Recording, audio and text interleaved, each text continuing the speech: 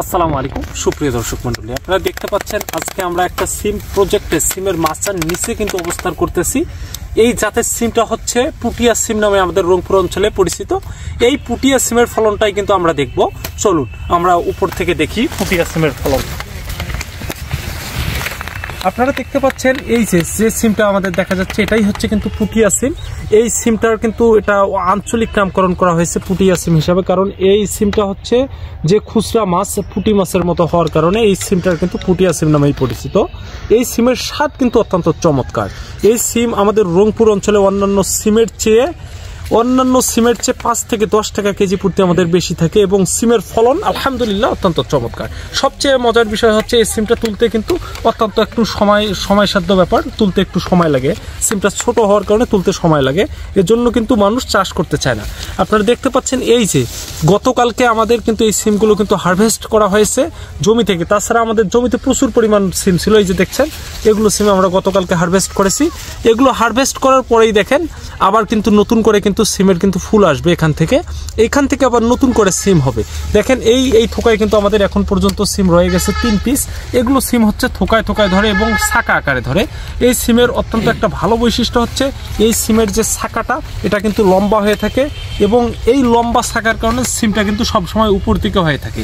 এই সিম যদি গাছ ভালো থাকে তাহলে দেখবেন বড় সিমটা নিচ থেকে পরিপক্ক হয়ে যাবে এবং ছোট সিমটা আবার আগায় কিন্তু থাকবে।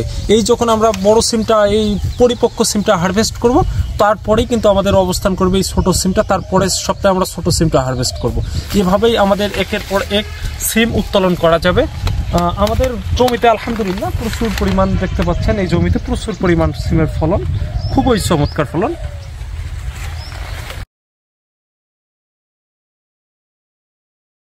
অনেকেই আপনারা জানতে চাবেন আমাদের এই সিমের পরিচর্যা বিষয়ে।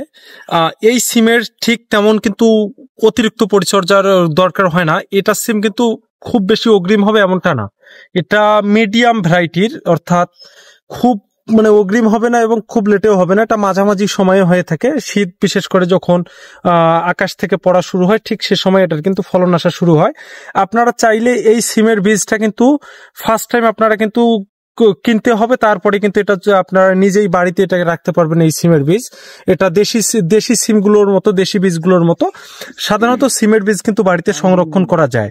বাড়িতে সংরক্ষণ করে আপনার পতিত জায়গা, আপনার জমি, এই জায়গাগুলোতে আপনি যদি এই বীজগুলো যদি আপনি বপন করেন খুব অল্প দিনেই, মাত্র 2 মাসে কিন্তু গাছে কিন্তু ফুল এবং ফল ভরে যায়।